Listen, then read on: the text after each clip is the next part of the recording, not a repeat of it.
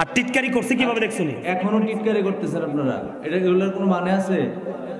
আমি আপনাদেরকে বলতেছি, শুনেন, আমি আপনাদেরকে বলতেছি, হুজুর যে কথাগুলো বলতেছে একটা কোরআন হাদিসের বাইরে কোনো কথা বলতেছে না। এই তোমাদের সমস্যা কি? আমাকে কি রংপুর থেকে আসছি মনে করছো? তোমাদের ভালো না লাগে তোমরা বের আইসি গেট আউট। বেয়াদবের একটা সীমা আছে তো। বেয়াদব চিরকাল বেয়াদবি থাকবে, বেয়াদবের জন্য জাহান্নাম বরাদ্দ। আল্লাহ যেই মানুষগুলোকে পছন্দ করেন এর মধ্যে একটা হলো বেয়াদব। বেয়াদব সম্পর্কে আমার সামনে কোরআন শরীফ, এই যে হাফেজ সাহেব আছে, এই যে হাফেজ সাহেব আছে, আমি কোরআন শরীফটা খুলবো এখন, দেখাবো তোমাদেরকে বেয়াদব কতটা ক্যারেক্টারলেস। কোরআন শরীফে 29 পারা সূরা কলামের মধ্যে বলেছে আল্লাহ রাব্বুল আলামিন ওয়ালিদ বিন মুগিরা আল্লাহর হাবিবের সাথে বেয়াদবি করেছে। আল্লাহ রাব্বুল আলামিন 10টা গালি দিয়েছে নিজে। আল্লাহ বলেছে জারজ, বেয়াদবদেরকে আল্লাহ জারজ বলেছে। আল্লাহর হাবিবের জবানের হাদিস আমি বলতেছি, তোমরা আমাকে নিয়ে তামাশা করো, আমাকে রংপুর থেকে আসছি মনে করছো? আমি কুমিল্লা ভিক্টোরিয়া কলেজের ইংলিশ বিভাগের ছেলে। কামার কোনোদিন স্বর্ণকারের ওজন বোঝে না। কামার এমন একটা নিম্ন শ্রেণীর কাজ, কামারের কাজ হলো খালি লোহা পিটানো। বাংলাদেশের সবচেয়ে বড় মূল ধাতু হলো সোনা। কামার কোনোদিন সোনার ওজন বোঝে না, এই জন্য সে সারা জীবন লোহাই পিটে। বেয়াদবির একটা সীমা আছে তো। আলোচনা আমি করতেছি 2 ঘন্টার উপরে, আসছি আপনাদেরকে বোঝানোর জন্য। আজকের এই আলোচনার জন্য, জীবনের জন্য যেন শিক্ষা হয়ে থাকে। এখনকার বক্তারা 1 ঘন্টা 1.5 ঘন্টার বেশি, 1.5 ঘন্টা তো বসানো যায় না। 4টা রাখে প্রোগ্রাম। প্রতিদিন আমি একটা করে প্রোগ্রাম করি, 2টা না। চাইলে ডেলি 4টা করতে পারবো, কিন্তু করি না। তার কারণ হচ্ছে আমি এই জায়গাগুলোকে এত বেশি গুরুত্ব, এত বেশি প্রাধান্য আমি দেই এই জায়গাগুলোকে। এই জায়গাগুলো আমাকে ওপারের জায়গা করে দিবে। আজকে তোমরা যেভাবে জান্নাতের বাগানে বসছো আদব নিয়ে, বেয়াদবের জন্য না কিন্তু, তোমাদের জন্য ওপারে এরকম একটা জান্নাত। এটা তো ক্ষণস্থায়ী, একটু পরে ফ্যান্ডেল খুলে ফেলবে, আর জান্নাতের বাগান কেউ বলবে। কিন্তু ওপারে তোমাদের জন্য চিরস্থায়ী জান্নাতের বাগান বরাদ্দ করা আছে। আমি তোমরা যুবক ভাইদেরকে বলছি, তোমরা যুবক ভাইরা যারা আছো তোমাদেরকে বলছি, বাবা মা এমন একটা নিয়ামত। এই নিয়ামতটা কি আমি কি আলোচনা করবো না, শেষ করে দিব? এই যুবক ভাই, এই আমি তো আপনাদের পাশের গ্রামের। এই এই যে দিক তাকান, আমার দিকে তাকান। হুজুর যে কথাগুলো বলতেছে একটা কোরআন হাদিসের বাইরে কোনো কথা বলতেছে না। আপনারা এই জায়গাটা আমাদের কেন দাঁড়াইবেন? আর টিটকারি করছে কিভাবে দেখছেন? এখনো টিটকারি করতেছেন আপনারা, এটা এগুলোর কোনো মানে আছে? আমি আপনাদেরকে বলতেছি, শুনেন, আমি আপনাদেরকে বলতেছি, আপনাদেরকে বাঁচানোর জন্য বলতেছি। জাহান্নামে যাবেন আপনারা কোরআন হাদিসের মজলিসে কথা বললেন। আপনারা বসেন, শেষ করে দেবো। এক ঝাঁক ছাতক পাখির মতো তোমরা যুবকরা এসেছো, বসেছো। আজকে তোমাদের এই আলোচনা শুনতে হবে এই জন্য, তোমরা দেখো বাংলাদেশের চারপাশের বর্ডার ঘিরে রেখেছে ইন্ডিয়ান বেঈমানেরা আমাদের বাংলাদেশকে আক্রমণ করার জন্য। তারা তাদের ধর্মীয় সংস্কৃতি, তাদের ধর্মীয় সম্প্রীতির মধ্যে আছে। আমরা কিন্তু আমাদের সম্প্রীতির মধ্যে নেই। আমরা যত বেশি আলাদা হবে, আমরা যত বেশি আলাদা হব, মৃত্যু আমাদের ততই কাছে আসবে। যেটা কৃত্রিম মৃত্যু বলতে পারেন আপনি। আমি কি, আপনি মরার জন্য যদি একত্রিত হন, কেউই কিন্তু মরবেন না। আর বাঁচার জন্য যদি আপনি পৃথক হন, আলাদা হন, তাহলে কেউই কিন্তু বাঁচবেন। আমরা কোনটা করব? একত্রিত থাকবো। আর একত্রিত থাকতে হলে আমাদেরকে একটা জায়গা আসতে হবে, একটা জায়গা আমাদেরকে আপন করে নিতে হবে। সেটা হলো ইসলাম। ইসলাম is not only a religion but also complete code of life. আপনার আমার পরিপূর্ণ এবং পূর্ণাঙ্গ জীবন ব্যবস্থা রয়েছে কোথায়? ইসলামের মধ্যে। কারণ ইন্নাদ দীনা ইনদাল্লাহিল ইসলাম। আল্লাহ রাব্বুল আলামিন কি বলেন? বিসমিল্লাহির রহমানির রহিম। আল্লাহু আকবার। ফি আইয়ি সূরাতিন শাআ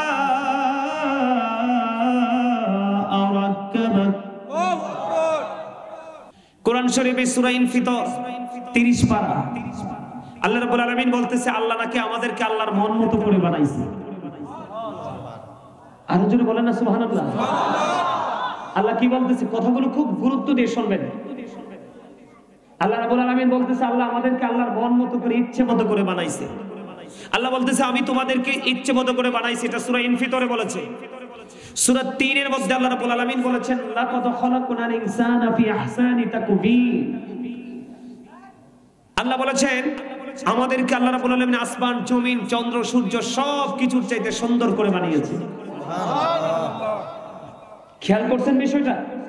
একদিকে আমরা অপূর্ব সুন্দর, আমরা যদিও বৈষম্য সৃষ্টি করি, কেউ কালো, কেউ সাদা, কেউ লম্বা, কেউ খাটো, কিন্তু আল্লাহর কাছে আমরা সবাই সমান সুন্দর।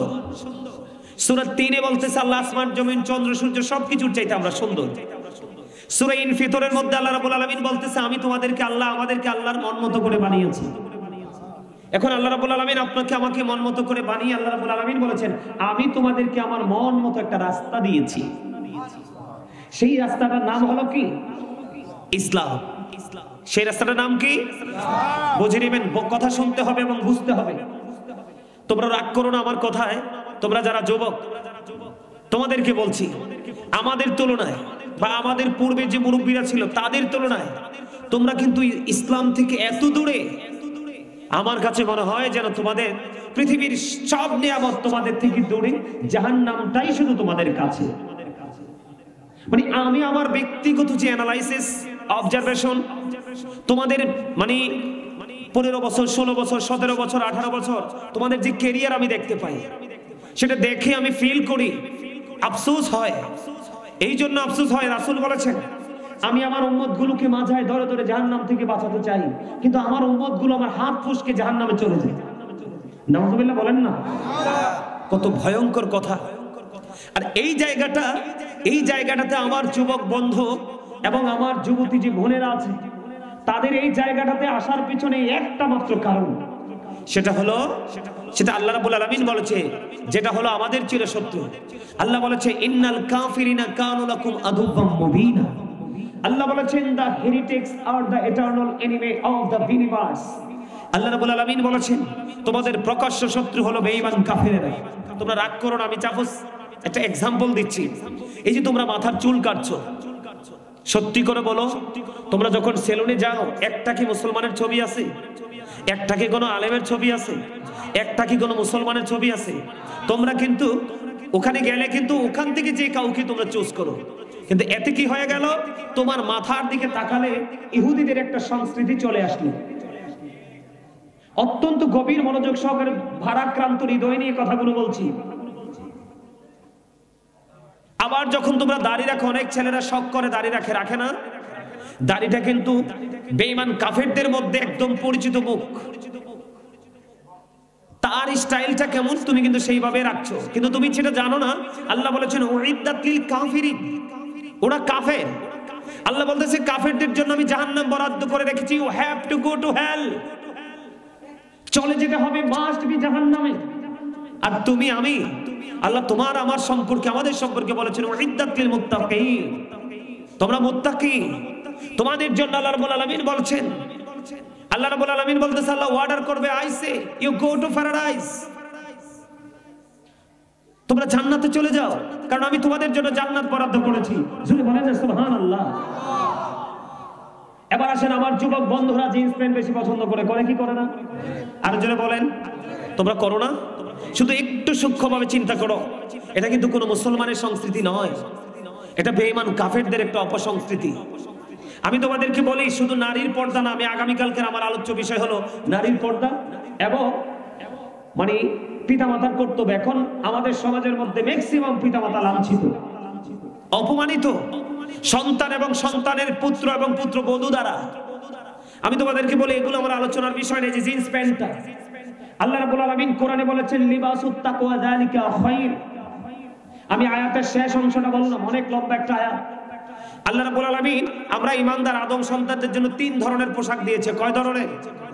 একটা হলো লজ্জাস্থান ঢাকার পোশাক, যেটা আমরা নরমালি প্রতিদিন ইউজ করি, প্যান্ট হোক, পায়জামা হোক, লুঙ্গি হোক, যেটাই হোক। আর একটা হলো সাজের পোশাক, যেটা আমরা অনারেবল পার্সন হিসাবে কোথাও যদি আমাদেরকে অনার করা হয়, আমরা তখন অনারেবল পার্সন হিসাবে ওখানে স্পেশাল চিফ গেস্ট হিসাবে আমরা সেখানে অ্যাটেন্ড করার জন্য আমরা যে পোশাকটা ইউজ করি, যেমন ধরেন আমার এই পোশাকটা আপনাদের সবার চাইতে কি এটা একটু সুন্দর না? কথা বলেন, আমার কি এটা পরাতে সুন্দর লাগে না খারাপ লাগে? এই ড্রেসটা কিন্তু আমি কিনিনি, এটা কিন্তু আমার পরার কথা না। আমার এক পাগল বলতে বলতে বকতেছে এমন এক সুন্দর ড্রেস কিনবেন যেটা পরলে সবার চাইতে ব্যতিক্রম আপনাকে লাগবে। এটা কি একটা সাজের পোশাক? কিসের পোশাক? সাজের পোশাক। দুই ধরনের পোশাক। 3 নাম্বারটা যেটা বলেছি লিবাসুত তাকওয়া যালিকা খায়র। আল্লাহ বলেছেন আল্লাহর কাছে সবচেয়ে উত্তম পোশাক হলো তাকওয়ার পোশাক, যেটার মধ্যে লজ্জাস্থানও ঢাকা যায়, আবার গুরুত্বপূর্ণ কোন প্লেসে অ্যাটেন্ড করা যায়। আবার এই পোশাকটা দিয়ে আমি পোশাকের মাধ্যমে আল্লাহর বিধিবিধানটাকে মান্য করা যায়। যেমন উপর দিয়ে থাকবে নাভি বরাবর। কি বরাবর? কথা বলো না ভাই, আমার দিকে তাকান আপনারা সবাই।